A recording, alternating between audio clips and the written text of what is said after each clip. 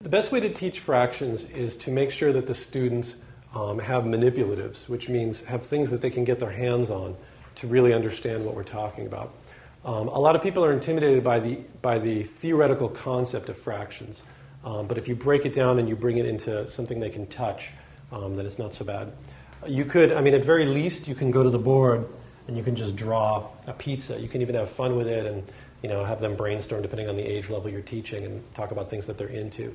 But you have a pizza divided into 8 slices, and then you can talk about eighths. So 1 slice is 1/8, 2 slices, 2/8, and so on.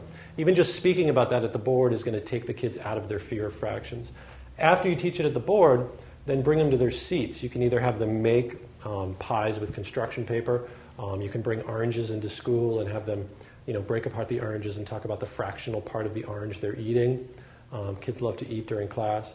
You can use money, anything to bring it out of the theoretical and make it really real.